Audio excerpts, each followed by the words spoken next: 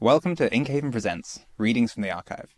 I'm Ben, and I invite writers from the internet onto this podcast who will bring an essay to read and discuss it. My guest today is one of our residents, Sammy Cottrell. Hey, Ben. Sammy originally built this podcast studio a year or two ago for a festival season, and then we picked it up and ran with it.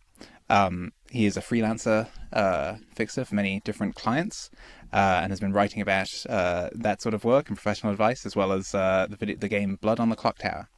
Welcome, Sammy. Hey, Ben. Good to be here. So the essay you're going to read to us today is Intro to Intros. Yeah. Why did you select this essay? Because my Blood on the Clock Tower essay was too long. It was. It was. But yeah, otherwise, what led you to pick this one? Yeah, I don't know. I think that there's a lot of stuff about intros as a social ritual, and a lot of nuances that newcomers to tech industry, but also other industries, don't necessarily understand immediately. And a lot of this I've figured out myself through trial and error, or through having mentors that I trust to be like, hey, you're doing this wrong. And so writing this kind of stuff down explicitly is helpful for me in not only understanding why these make sense as norms, and also for people like me who got into this industry maybe relatively young, and could use more resources on how best to navigate professional networking, negotiation, that kind of stuff. And also I had one conversation with a friend, and I thought they were so wrong that I thought about it for 2 more years, and then I wrote an essay about it. It's a pretty good heuristic for needing to write something down. Yeah. Just to get it out of yourself. Yeah. Great. All right, well, let's listen to that. Intro to Intros. Connect your friends for fun and profit. A friend of mine once said, when I asked him why he hadn't made any introductions between the people he knows, that he's trying to preserve his social capital for the intros that really matter. I think that's a very understandable impulse. You don't want to waste people's time with bad intros. I've spent a lot of time since thinking about that conversation and about intros as social ritual broadly. I'm going to explain how intros and social capital work, because I think a lot of people have blurry or inaccurate models that make it harder to be successful. I want to give you better models, instead of just saying you should make more intros, although I do think you should probably make more intros. Plus, I'm really interested in intros as a social technology that solve problems of search and trust. I'll note that this essay is a very transactional lens to view the world through. I think it can be very helpful professionally, but I think you should apply it to non-work relationships with a bit of caution. Wait, what's an intro, and why should I care? Well, it's a fancy way to refer to putting 2 people in contact with each other. But this essay is more than just, here's how you make a group chat on Signal, because there's a weighty social ritual associated with it, and if you get good at that social ritual, you can take over the world. The intro itself is often just, hey, I met someone who does X, who I think that you should talk to. Want me to introduce you? Yeah? Okay, you're in a group chat with them. Here's a sentence about each of you for context. Have fun. There's also a lot of room there to explicitly personally vouch for one or both parties to whatever degree that you've worked with them and can explicitly vouch for them. Intros are relevant in just about every field. Employers are always hunting for good talent. Prospective employees are almost always looking for jobs. Startups need to find investors. Investors need to find good companies to invest in. Hackathon organizers are often looking for talented or prestigious judges, while people trying to get O1s want to check off the judge an event in your industry checkbox. Freelancers are often on the lookout for good clients, and clients are typically looking for people who will solve their problems and make them more money. Matchmaking your friends is a fun, special case of this. Some people have cool houses and like it when people throw events there, and some people have high-concept events that they need venues for. I once bought Throw an Event at Mox for free at an auction, thinking it would come in handy someday, and then my friend V was like, hey, does anyone have a venue for this 400-person party I want to run? And I was like, yeah, I do. Intros are important because they solve problems of search and of trust. In many cases, it's enough just to be made aware of a good fit for your job posting, if their website or Twitter makes it clear they're worth talking to. This is part of why having a Hire Me page with testimonials is important. But in other cases, simply being made aware of the person isn't enough. Maybe they don't have a lot of public work. Maybe it's a market for lemons, where you can't necessarily trust what you see. In that case, having someone that you trust say, this person is worth talking to, I'm willing to stake some of my reputation on it, can make the difference between, I don't know, they don't seem worth reaching out to, and sure, I'll book a time on their Calendly. When you make an intro, you put your reputation on the line to facilitate trust. Everyone involved has skin in the game. If either end of the intro disappoints, your counterparty loses trust in you as the middleman.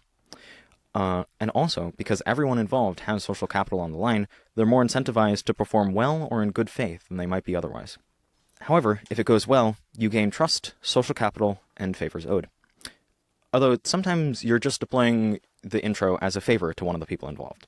In those cases, it's really important to flag to their counterparty, hey, I don't necessarily expect this will be valuable for you. I'm asking you to do this as a favor to me. So you make it clear that you're spending down some of your capital down with them, and they won't be like, oh wow, Sammy sucks at judging people. I once made the mistake of not flagging one of these intros as such, and had a particularly awkward phone call with the friend after it. Back to my friend's misunderstanding from the start of this post. Why not preserve your intros for the most important things? Well, I think it's good to have high standards for intros in theory, but notably, social capital degrades over time, especially in professional contexts. People change roles or locations, and your model of their needs gets stale. They think, oh, well, if they were good at finding intros for me, they probably would have found some already. Plus, especially in the Bay Area, people have short memories and think mostly, what have you done for me today? Therefore, you should invest social capital through intros. This lets you both get active value out of the professional relationships you have, and to strengthen those relationships on an ongoing basis. What to do about this? Well, one relevant mental motion, think, who would be a good person to solve this other person's problems? Be in the habit of asking people what they need so that you have more open problems in your head to match with the people you meet. Also, the more intros you make, the more that you'll be the first person people come to with problems, which makes it much easier to match them with each other. Plus, you learn a lot more from the intros that don't work out than the ones that do. There's a broader point here of being biased towards action helps you learn faster at the cost of higher tail risk. Read my other essay, Trades with Faye, for an example of this. The optimum amount of mistakes is non-zero. You're going to screw up, you're going to make bad intros, and that's okay. People don't perceive you as betting your entire reputation with them on every intro that you make. Some points from an appendix. There's a relevant tweet here from @HiAndrewQuinn. Sometimes I advise my friends, be more sociopathic, when what I really mean is, hey, that massive hoard of resources you've been accumulating and never using your entire life, what if you actually deployed them to get what you want, instead of being a spendthrift? You are in fact allowed to play black, you are in fact allowed to cast from HP, you are in fact allowed to slowly deplete your life savings, and cash out the existing goodwill of your pre-existing social networks to pursue something you really deeply value. Love. Surfing. Whatever. I wouldn't necessarily advocate for spending down all of your currencies, but I think it's a good idea to invest currencies so that you don't lose them. But if you don't know what it's like to even think about, like, spending your savings on a goal, you should practice doing that so you understand the trade-offs involved in spending versus saving capital, and don't just blindly save all of your resources. Saving all of your potions for the final boss in an infinite game is an extremely bad strategy. There's also this quote from Mark Andreessen. Did you ever invest in an unknown startup that contacted you via email for the first time? I don't think so. At first blush, this might seem insane. Why would a VC only invest in people they already know? Doesn't that cut off original thinking from people outside of the existing network? Isn't it a fact that most of the most successful startups come from founders brand new to the industry? The reason is subtle but important. Getting a warm introduction to a VC is a basic test of networking skills. VCs are dying for interesting, qualified referrals from people in their network. Angel investors, other VCs, advisors, coaches and mentors, lawyers, and customers. All of these people love giving qualified referrals to their favorite VC. VCs are some of the easiest people in the world to reach via their network. It turns out that the skill required to network into a VC is the same as the skill required to network into a customer, into a supplier, into a distribution partner, into the press, into an executive search firm. And so, if a founder can't navigate a network into a VC firm, it's unlikely that that founder has the skills to navigate the other networks required to succeed in building a company. Although this may sound harsh, it isn't intended to be. The best startup advice of all time comes from Steve Martin. Be so good they can't ignore you. In this case, that means be so good at networking that they can't ignore you. The skills you develop learning how to navigate to VCs will pay off 1,000 times in building your startup more generally. Thank you to Haven Harms, Ozzie Brennan, Alec Thompson, Alexander Wales, Justice Mills, and my dad for providing feedback on this piece. Thanks. Well, thank you very much. Thanks, man. What did you notice reading the essay out loud differently from when you wrote it in text? The main thing was I'm like, I could have spent more time editing this, which is kind of the thing for like all of the Inkhaven pieces. Yeah. Like there's a spectrum where some of them are like, like the clock tower essay. I'm like, there's some low hanging fruit here when it comes to editing, but it's not like incredibly rough. And then there are essays like this one or some of my more recent ones where I'm just like, I think that this would have benefited from like 2 more hours that I didn't really have. Still, I think it's got the basic idea out there. If someone wants it, they'll be able to read it now. Yeah. In a way that they couldn't before. Yeah, exactly. I'm just like, it's good to be putting this stuff out there, and then it's going to be a lot easier after Inkhaven to be like, here is the networking mega post with the 3 or 4 posts that I have on the subject combined into one post that I actually edit. Yeah, and it's a good way, like, if it gets widely read or something like that, then you can know that later on you should, like, do a new edit of it or something like that. Although, actually, I would feel actually kind of weird about rewriting it if it is widely read, because then, like, I mean, I don't want to, like, break the old URLs or something. I guess I could... I don't know. I mean, you might do a follow-up or something like that. Yeah. Or, like, the director's cut. This is about doing intros. And this is primarily intros where you're like, I think these two people should be talking, or what? Yeah. Where it's like, person A talks to me about like the thing that they're working on or the startup that they have, and then I'm like, I actually know a guy who like would be super down to talk to you about this, or who might be a good investor for this. Like recently at Inkhaven, a buddy of mine came from out of town, and while he was around, was like, hey, by the way, I'm like looking to host a dinner. Do you know anyone who's like knowledgeable on the intersection of AI and law? And I'm like, I unfortunately don't. Sorry, because that's the thing that he was working on. And then when I was talking to Layla Hughes, who was like, yeah, I think I'm going to start a startup on the intersection of AI and law. I'm like, you should meet a friend of mine. Yeah, that makes sense. And then she like came back from that conversation and was like very excited about how that had gone. I've also connected Layla to someone while she's been here. Hell yeah. Good for her. Good for her. She was like, I would like to meet lots of more rationalist scenes and find a place to live with more rationalists around me. And she was like, where should I try? Where should I look? And I was like, I have a friend called Skylar whose full-time job is traveling around rationalist scenes and making events work. And she was like, could I be his assistant? And I was like, I'll connect you two. Yeah. Hope that works out for them. Yeah, same. I think this fits into my own thinking a lot about the virtue of informing. Yes. Where I tend to think that an individual rationalist, there's the concept of how strong are you as a rationalist, and your strength as a rationalist is your ability to be more confused by fiction than reality. Yes. But in a group context, I tend to think it's about information flows and whether adding someone to a group improves the ability for accurate information to get where it wants to go, and inaccurate information gets stemmed a bit more. Yeah. I often am just like, I should open a group chat between two people. I hate being a go-between, or I hate being like, I have the information and I'll give you bits of it. I just like texting two people and being like, cool, you two here's the two information that I think you should both be talking about, and you guys can just talk directly, and even if you don't know each other, I vouch for both of you. Yeah, I mean, I think there's a broader thing of just like, so much of the world is mediated through like networks of trust, some through like what Twitter accounts are like routinely right that you pay attention to, and some are like which of my friends broadly like have good takes on this kind of thing that I can then spread to other people who don't know this friend. And like being a good node for trusted information to flow through is like actively doing a service to those around you. Yeah. Has that ever gone badly when you've tried to connect two people?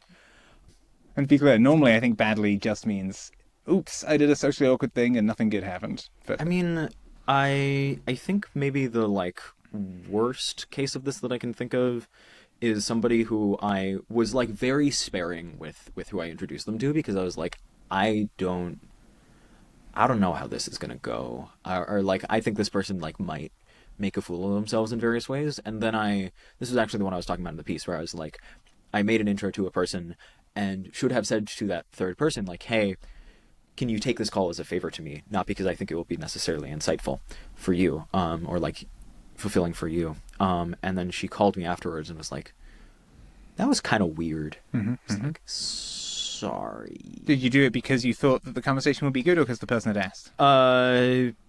because the person had asked to talk to someone about like a specific subject, and I like put him in touch with her specifically as a favor to him, and I like should have flagged to her, can you take this as a favor to me? Yeah. As opposed to, hey, person for you to talk to, they're totally normal. Right.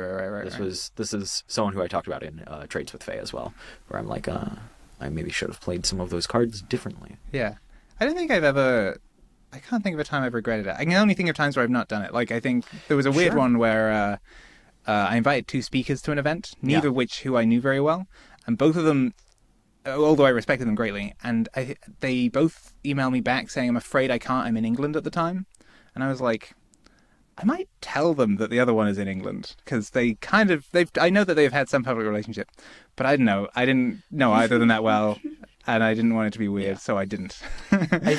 I mean, like, there's a spectrum there. Yeah. And part of the post was like, I think that because people don't have super strong models of like the benefits of making an intro versus the cost of like not making intros, I think they're like too far on the passive side and like don't make enough.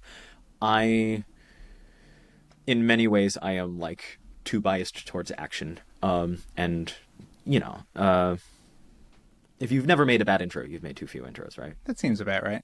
What's the time it's gone especially well, where you're unusually surprised by the quality of the output?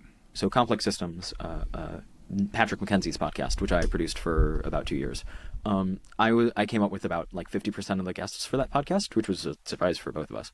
And I think a lot of those, because those are kind of intros where it's like, Patrick, you should meet this person and like look at their thing, and maybe you will want to have them on as a guest. You should have an hour-long conversation with someone publicly, and it will be good. Yeah. Like and you know, sometimes if I'm like, oh, I think this person will be good, but they're not like legible to Patrick in a way, like it didn't go through. But when Patrick was coming in town for festival season, I actually think I was in an office right below us right now. I was like, Patrick, there's this lady, Ricky Heiklin, who you should have on for the podcast. She used to work at Jane Street. And I was like, and he was like, yeah. And I was like, she wrote this really good review of Going Infinite and thinks a lot about adverse selection. You should totally have her on. And he was like, okay. And then they like recorded, and Patrick texted me afterwards being like, Ricky is the like ideal Complex Systems guest. 10 out of 10. Thank you, Sammy. Did they do a second podcast? Oh, they've done several. Yeah. They've done several. They That's should do good. like Ricky could be a host of Complex. Like it could be the Ricky and Patrick podcast that sometimes has a third person on, and it would be a very good podcast. That's good. Yeah, or like, I don't know, the like Yatarth episode where it was this guy who like would @ Patrick on Twitter with really like interesting, insightful questions, and I was like, Yatarth, you should come on and interview Patrick. And he was like, okay. And then that went really well. That's nice. Yeah. What's a good trigger for introing people, other than 2 people have talked about the exact same thing? I mean, that's one of the main triggers for me. Or like when I was helping a friend raise like pre-seed money for his startup, there was a thing of just like, who do I know who would be down for this? Mm-hmm. Even if they like haven't talked explicitly about it. And so I just like went around asking a couple people like, hey, do you make angel checks? Do you do that kind of thing? And that like broadly went well. So I don't know. There's the trigger of like, there's either the trigger of like, this problem could be solved by a specific person who I know, or this problem could be solved by somebody. I don't know who the somebody is, but I probably already know some of the somebodies. Let me start asking. Yeah, I think I can't remember. At some point, just within the Lycone team, we realized that like one of the core frameworks that you can view our lives as is going through lists of people and making lists of people that are useful to other lists of people or for events. Yeah. Like, yeah, I think often someone's like, I need to solve a problem. And I go, I can't solve a problem. Probably someone can. All right, I will look through my, like, 1,000 Facebook friends. Exactly. 100 top restaurant users. Oh, God. Everyone in 500 people in the Lycone This Slack. is why you need a CRM. I don't have a CRM. This is why I need a CRM. I think within a year, I'll probably just be able to ask a language model to go through all of my people and be like, give me the top 10 people for X. That is approximately the thing I am going to use my CRM. I'm going to be like, Claude, go through my entire Google Calendar history, add everyone to a thing, let me populate it with information, you should populate it from the internet, and then in the future when I have queries, I will be like, Claude, look at my CRM, ye mighty, tell me who I should talk to. Sounds good. I think I want to chat a little bit about Inkhaven. Sure. How did this piece work? Which day was it? Did you get any? This was like day 10, maybe? Gotcha. So right when I was feeling better from the flu. Oh yeah, you had a rough start. Yeah. Did you get any feedback on this one beforehand? Yeah, no, so this was relative to a lot of the other stuff I was putting out, like relatively effort posty, as opposed to like, I have to meet the deadline in 2 hours, let me crank something out. And so like I got like 6 or so people to give feedback on it before it went out. Why did you come to Inkhaven? Because I don't write a lot. And I came into Inkhaven with like 3 or 4 big drafts where I was like, I have a lot I want to say about like I had this big Google Doc called Networks, Legibility, and Fixers, or something like that, where I was like, I have this thesis, I have all of these like related things that I want to say, and I keep adding stuff to this doc when I like see things where I'm like, I figured it out, this is an important thing that this like social ritual serves, or when I like see a tweet and I'm like, that tweet's going in there, and it wasn't getting closer to getting put out. 6 months or so ago, I put out this big post on like freelancing 101, and that was great, but it like is one of like 3 good blog posts I have ever written. Mm-hmm. And it's like, okay, I have all the stuff I want to put out. I would like a forcing function for doing that. I would like to like actually put more effort into doing that. And Inkhaven so far has been like a very good way to facilitate that. Like, I don't know, the Blood on the Clock Tower one was like a big outline I wrote after metagame, where I was just like, I have so much I want to say about this game, and then the outline just kind of sat in my Google Docs for a while until I came back, played some Blood on the Clock Tower, and was like, today's the day. Did anything about your experience at Inkhaven surprise you? Like, what did you expect it would be like, and was it different in any way? Oh, okay. I thought my writing relative to the writing of other people here would be better. I went into this like, I'm going to be one of the better writers here. I'm going to write about such insightful topics, and people are going to like it a bunch. Mm-hmm. And, you know, I'm happy about the stuff I'm putting out, and the other residents should be happier about the stuff that they are putting out. I was just like kind of hubristic about how I thought it would go, and like, no. Is there any writers in particular you read that you respected or admired? Natalie Cargill. Her pieces are always fun. Yeah. I don't always agree with them, but I really feel what she feels when she writes them. Yeah, when she calls all other writers pussies, I really we should take that out. That seems fine. What has daily writing done to your mind? Stressed it out. No, I mean like, it's actually started happening like when I was accepted to Inkhaven and figuring out what I wanted to write. It made the process of like, I have a thought, let me like write that down in like my signal notes to self or my essays to write list so that I can expand upon it later. And there's like this actual like trust in myself that when I put something in my essays to write list, there is a very good chance that at some point it gets posted to the internet in a like fleshed out version. And that's great actually. Because previously, like, I don't know, maybe this is, I hear this is kind of an ADHD thing of like not trusting yourself to follow up on things, or like to finish projects, and having the like, yeah, I'm like actively putting stuff out, I'm actively like writing on the blog, has been pretty great, if that makes sense. Yeah, that does make sense. Did you have a lot of notes coming in? Yeah, I came in with like 40 essays I wanted to write. Did you end up using all of those notes? No, because it's been less than 48 days. Right. And I've been writing close to 1 essay per day. That makes sense. Yeah, like, I don't know. I like added some stuff to the list during Inkhaven. Like some of the recent stuff, we're recording this on like day 27 or something. Some of the stuff on like piercing the delusion, optimizing over people is downstream of like experiences I had at Inkhaven where I'm like, I now, these things that I've been sense making about for like 3 years, I now have a better handle on and can write up in ways that were like extremely valuable to me. What was the easiest piece to write during Inkhaven? In some way, the Blood on the Clock Tower piece. And for people who do not know, Blood on the Clock Tower is a like 90-minute game of social deception and trying to get teams to win. It's like, what if Werewolf was good? Like that piece, a lot of the other pieces I have been writing at Inkhaven, I've been sitting down and I'm like kind of like trying to crank it out. I am like thinking hard about how to say the thing, and it comes out a little bit stilted. And the Blood in the Clock Tower piece, A, I already had an outline of like broadly what are the things I want to say. B, I really knew what I wanted to say. I had, like, I've played the game for like hundreds of hours. I ran it for like a year. I ran weekly games for like a year, and I've had so many one-off conversations about some of those things, or I've like gone on walks just thinking about Blood in the Clock Tower. I'm just thinking about like mixed equilibria in Blood in the Clock Tower. And so because I had, I don't know, like the like passion for the topic and like actual deep knowledge of the topic made it so much easier than like almost everything else I've written here. And it was an effort post. It was quite long. Oh yeah, it was like 3,000 words. Nice. Yeah. What was the hardest piece to publish? Some of the like more introspective stuff I'm just like worried about. Also, the piece where I talked about being in high school during COVID was kind of a like, this will narrow down the confidence intervals on my age in I don't know, in interesting ways. I thought he was 40, but he must be I no older than for my 31. For my recent birthday party, I, as a bit, ended up changing the title to Sammy's 40th birthday. Sammy is no longer 30-something. Come celebrate with him. Yeah. I remember crashing one of your birthdays.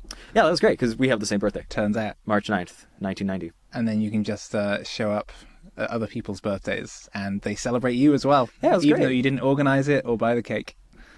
Yeah. I fun. I didn't buy the cake. Yeah. No, that was fun. You should do that again next year.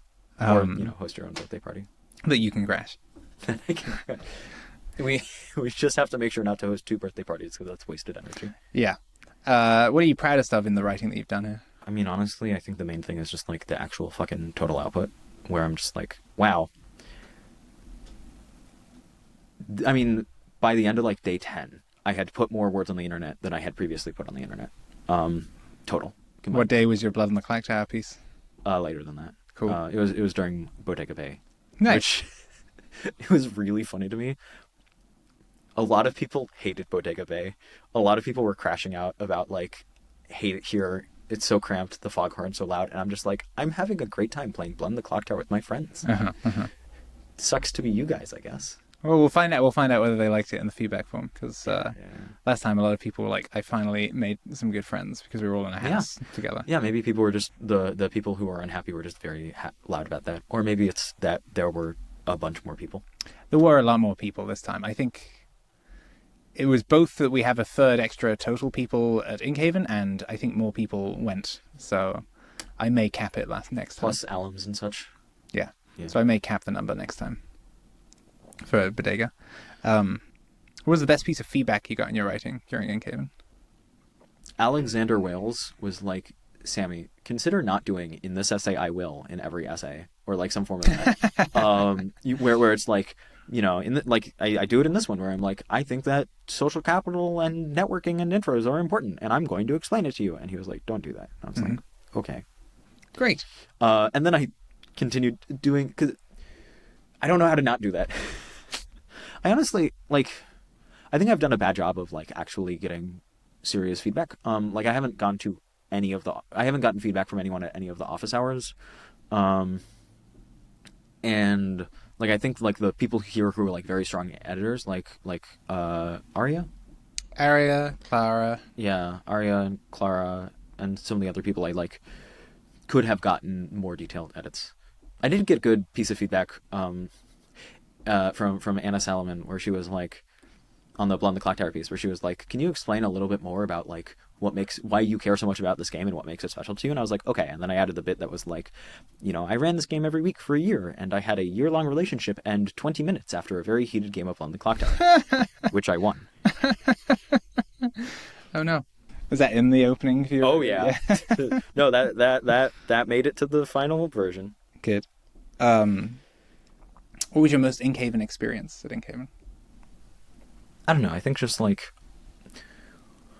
walking around and hearing people loudly argue about the things that they were blogging about, and having that be constantly in the background is just really amusing and nice. Mm-hmm. Yeah. Does it change how you want to spend your time, or what you're? Not really. I mean, most of these conversations are conversations where I'm like, I have no dog in this fight. Enjoy writing Contra Yudkowsky. Um, I will write Contra one of my friends 2 years ago like a normal person. Um, I feel like going after what you care about or what you want is like a theme throughout yes. your writing. Oh yeah, 100%. I think I as a person, for there's this really good essay by Duncan Sabian on the Magic the Gathering color wheel as a like way to understand humanity. And I think and as like a personality typing. And I think on that I'm like very strong like black red where I'm like very motivated by like not exactly like self-interest or selfishness, but more like strategically, how do I get the things that I want in the world, where the things that I want in the world include like my friends being happy, and like the people around me succeeding. Um, Yeah, red's very passionate, and black is relatively power seeking. yeah, exactly. And I'm like the thing of like write about the thing that everyone around you is doing wrong, and I'm just like, why is no one around here fucking strategic, right? Like, why? That's not what the original name of the Anna Salomon essay was. I love that essay so much. Yeah, Why yeah, aren't humans automatically strategic? yeah, But yeah, she could yeah. have written it with that tone. Yeah, it would, Had she been a bit more red black. yeah, yeah. Like I've had conversations with some of the people here who have, I don't know. Like I think that there are a lot of reasons why people have the like agency and strategy like taken out of them in various ways. I think some of it is like class socialization. I think some of it is like institute. A lot of the times, people's parents, especially like some specific cultures, and also school, like train people pretty hard to optimize for like pleasing authority over actually like what is the thing that you want, what are the resources that you have, how can you use those to get those. Also, I think just bureaucracies often teach people you can't change things.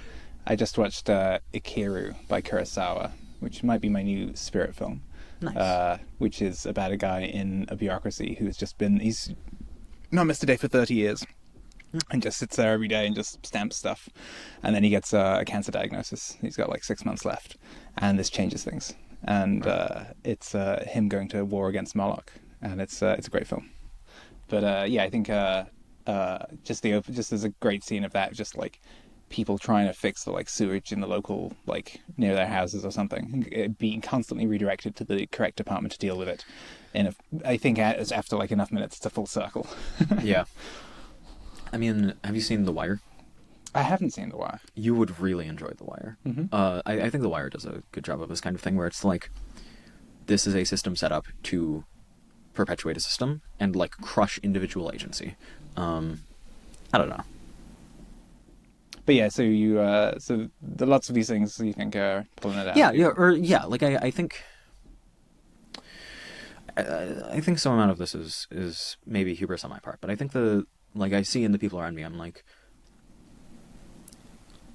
I want you to be locally more strategic and selfish. Where I'm like, I think you are like doing a bad job of like you're not on the Pareto frontier of like people pleasing and getting the things that you want. You can in fact like make the people around you happy and do a better job of getting the things that you want if you went around both of those like more strategically, in various ways. Yeah, it's my constant refrain about people talking about trade-offs. They're like, I don't want to like, get pushed too much for things I would like because I would also like everyone to be happy or something. Yeah. And I'm like, actually, you should be doing more of both of those things. Everyone around you should be happier, and you should be able to use your resources more wisely to get what you want. Yeah, and I think there's just like a lot of broad low-hanging fruit of like negotiation or like networking where like a lot of people suck at those things. It is not good that they suck at those things. They would be happier if they had like a mild amount of skill in those. Mm-hmm. And I like think that I'm decent at like systematizing and understanding norms like this and then like writing them up in various ways, and I hope that it can be useful to people. Yeah, I think a friend of mine told me that I'd never asked them for anything. And I think I took this as a concern that maybe I should ask for things occasionally. We are very different people. Yeah. If a friend said that about me, it would be because I was in a coma. Is there anything you've read that's been especially influential on you being more strategic and goal oriented? Like ever? Yeah, I mean, Patrick McKenzie's stuff is like the main thing. Um, I, oh man, this is embarrassing. I like was a big fan of him before I actually started working with him. You know how Skylar jokes that he is the paid president of the Scott Alexander fan club? Yeah. I was the paid president of the Patrick McKenzie fan club, and now I am the unpaid president of the Patrick McKenzie fan club. Yeah, like just the thing of like, here are like dynamics here that may not be obvious to you. Here are ways to go about like advocating for your own interests in various ways, in like salary negotiation, in like job searching, in like yeah, just a variety of contexts.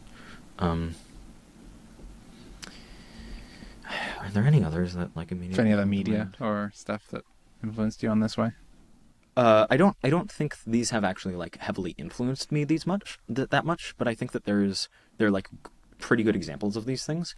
Miles Verkosigan from the Verkosigan saga is a character that is like MTG white black. I would make that claim as, and where as I said, black is a kind of like strategic power seeking, and white is a likes order. It's more that like he like cares about protecting his empire. Like it's a strong sense of noblesse oblige, and a strong sense of like honor and duty, and a strong sense of like, despite kind of rebelling against the like things that his culture mandates, he like still tries very, very hard to live up to his culture's virtues in various ways. And like I think he's a pretty good example of like strategically getting things that you want in various ways. Asterisk. I don't know. I think for like a like lower level thing of just like something like mannerisms, something like vibes. I think like Mike Ehrmantraut from like specifically Better Call Saul is like really good for thinking about like project management. Try, however, he should go to therapy. Yeah.